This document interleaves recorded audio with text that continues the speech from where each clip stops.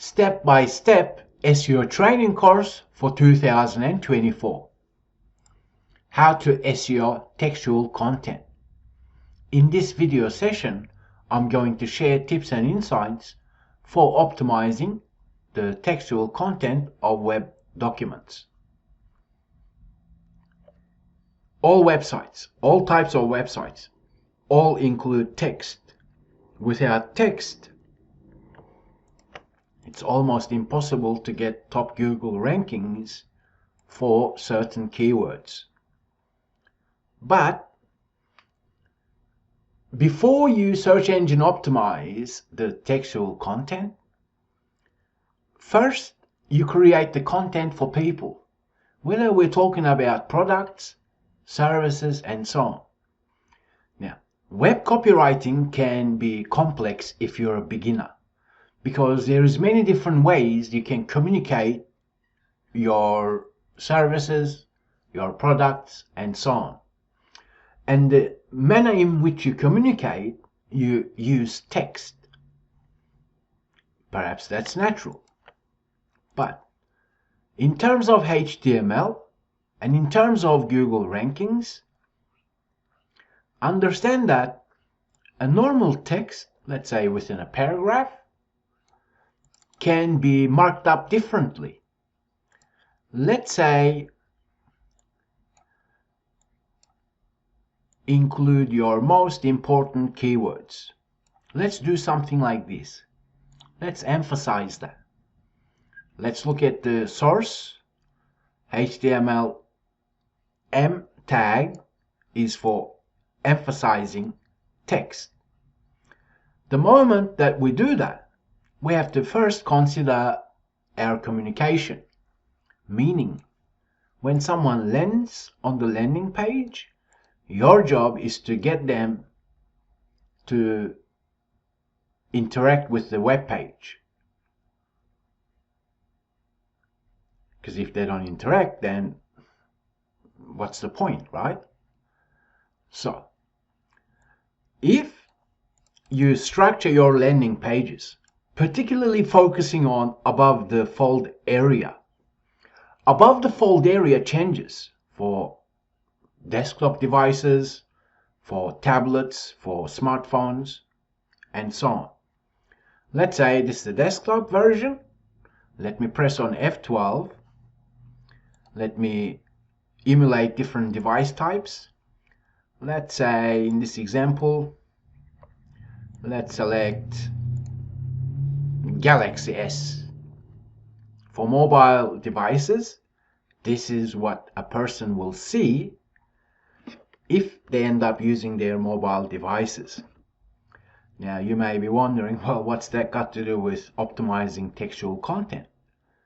Well, any content you place in the above the fold area, in terms of search engine optimization, it is more important compared to the other textual content on the landing page.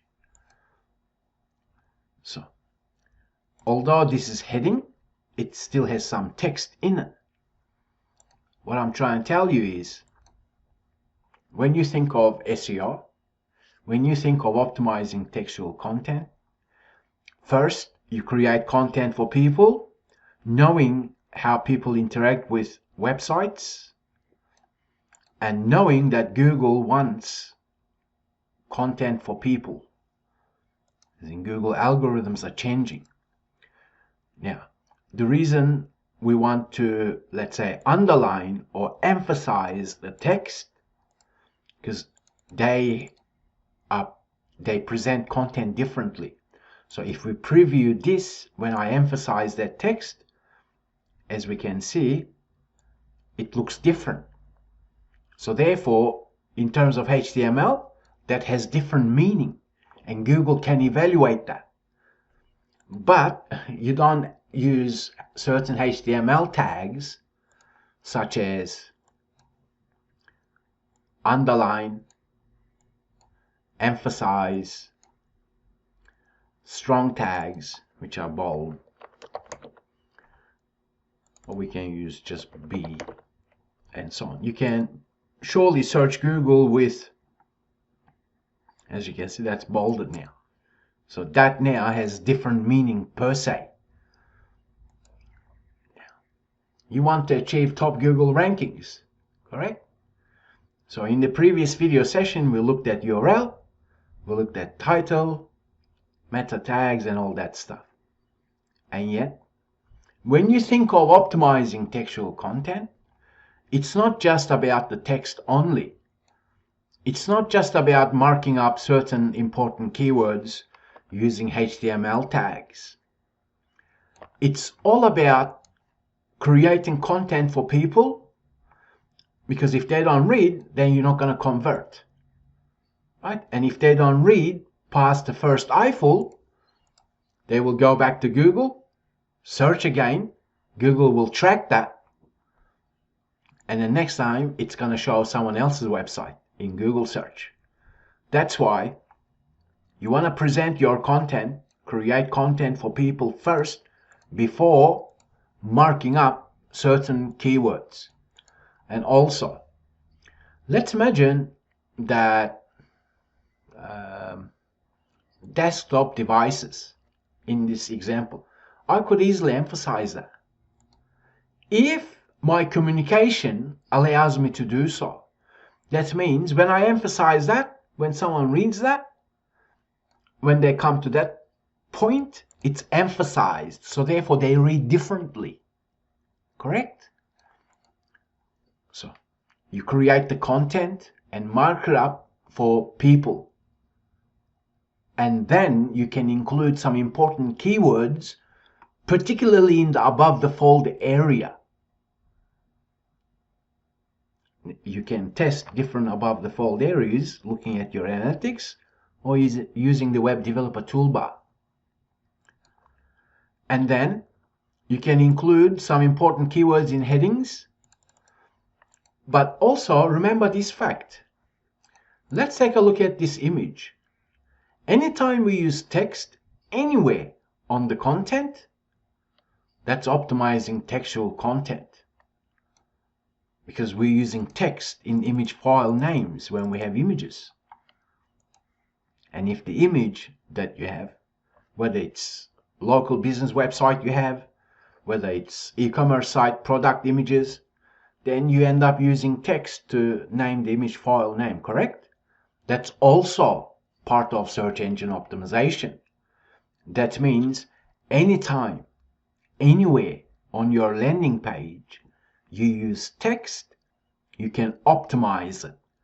But before you optimize it, you create the content and present it for people first. Because if you communicate in such way, then people is going to enjoy your content. You can present content in bullet points. You can use block quotes, different HTML tags. Because if I remove that, like if I want to block quote it because that's important chunk, in my example, it's appropriate. So I can use that and present that area, that text, differently. When I name certain images, I'm using text. I can use some important keywords in the image file name when the image is related to whatever the keywords I'm using. But if it isn't, then I don't want to spam keywords. Thinking, oh, you know what, keywords are important, let me just use lots of keywords in the image file name. We don't want to do that. Particularly the latest Google changes. Google can evaluate repeated keywords. It can analyze natural language. So you create professional web copy. Long gone are the days you could get cheap article writers to just pump out content. Content has to be professional. It has to be helpful, reliable, and Google algorithms can work all that out. So that is how you optimize textual content. First, you understand how Google analyzes the web document. And anytime you can use text anywhere on the landing page, you create content for people first. As in, forget about Google rankings, forget about search engine optimization, and then say, okay, you know what? I'm creating a content and I'm doing it for people's best interest first. If you're a local business owner, your services page, forget about Google, keywords, all this stuff, and just create that landing page content for people first. When that is finished, it's only then you can come back and say, okay, this is the content that I'm presenting. Surely you're using text, perhaps images, and then you say, okay, I want to take advantage of free website traffic. I want to target keywords. Now, where in that content can I present certain target keywords and do so naturally without breaking your communication strategy? Then, if it's appropriate to do so, you can emphasize certain text, knowing that certain HTML tags have different meaning for Google. Okay? So, textual content will be one of the most important side of search engine optimization because of the latest changes. Helpful content. That means you create content for people. Helpful content is not getting someone who is not experienced in your chosen field to write web copy, because who's going to read that, right? You need to focus on professional content, and you create content for people, and then you search engine optimize it afterwards, knowing where you can place certain keywords, knowing that above the fold area is important, to consider including important keywords, knowing that, emphasize, italics, strong tags have different meaning, knowing that heading tags are ranked differently in HTML document, knowing that you can use text when you name your image file names. So that's textual optimization as well, even though it's an image, because you're using text to name the file name. If you have PDF documents, if you have videos, when you use text to name the file, then you include your target keywords when the image is related to the target keywords, or when the PDF is related to it. Present content in a readable manner, because you want to improve user experience. Let's take a look at this example here. There's two different paragraphs, and there is good enough white space in between them. That's very important for usability. Let's imagine that I remove that. Let's imagine that we've done something like this. Let's preview that. So I can get away with that, because that's still reasonable for the human eye to read. But if you end up creating the content, because you're using text, you can ask yourself, okay, can I present that better? Because white space on web page elements help human eye to relax. When you're using different bullet points, as we can see, it looks different. As in, block quotes look different. Let me show you the bullet point example. That looks different. Make sense? So it's all about people's user experience when they land here.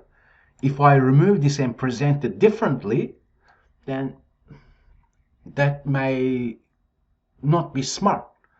So what I'm trying to tell you is you use the HTML to your advantage when you present your content.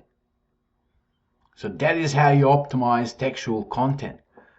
Check this, blog post, part of this training course, because here I've touched base with web copywriting as well. Furthermore, remember, fonts are absolutely important. Use default system fonts over external unique fonts. In 2024, page load times will be even more important. In my example, I'm using font size, I think it's 17 pixels or 18 pixels, because that's much easier to read. Certain text, as in certain fonts, are easier to read for the human eye. That's why browsers by default have been using Times New Roman fonts. Google being Google, they have Roboto and all that stuff, right? But you need to test different fonts because some are more legible than others. Font size are critical because it aids the human eye to read easier, because they are more easier to read, some fonts are. And if you present them, let's say your target audience is elderly citizens, perhaps using font size a little bit large is better for them. Perhaps if your target audience is young adults, perhaps using 16 pixels or 17 pixels is smart. Yeah. As I've said, copywriting basics, because we can really dive deep. It will depend on the type of website that you have, as in how you communicate, because you use text to communicate on web pages. And also understand this: people visit your website by themselves. Not like 10 people don't come together and say, okay, you know what, let's go and visit this website. 10 people, they don't come together and search Google at the same time and visit a website all at the same time. That means when you communicate, be intimate. When you find your tone on your website, be consistent throughout different landing pages. Let's say you're a small business owner, you have a website, communicate with your target audience. Or it's all about them. When you communicate, just imagine them in front of their computer, or they're searching their mobile device and they're visiting your website. The way that you communicate using web copywriting can differ depending on the industry. One way or another, understand that you need to be intimate and find your own voice in your communication. White space is white space. Most people, they don't understand how white space is important, but make sure you present your content using white space whereby it harmonizes the user experience. Make sense? Any space in between elements is white space. Make sure there is good enough white space. In this example, after this, there's a white space here. I'll highlight it so that it makes sense to you. That's an important space. You can optimize. Bullet points, yes. Headings, yes. Images, yes. Also, call to actions. You can, each landing page, it doesn't matter what type of website you have, each landing page should have clear call to actions, because that's part of your communication. As in, you create content for people, correct? Because that's what you do, or else we cannot succeed on internet. And then when you create the content, you want people to consume it, as in read through it. When they come towards the end of your communication, be firm. Tell them what to do. Don't make them guess, okay, I've read everything on this website. What do I do now? Okay? For small businesses, local businesses, large call to action buttons become important. So there is a lot that search engine optimization entails, but I'm sharing with you core concepts and insights. When you understand it, not only you'll get higher Google rankings, you'll actually get higher conversions as well. I thank you for learning with RankYa, and I'll talk with you in the next video session.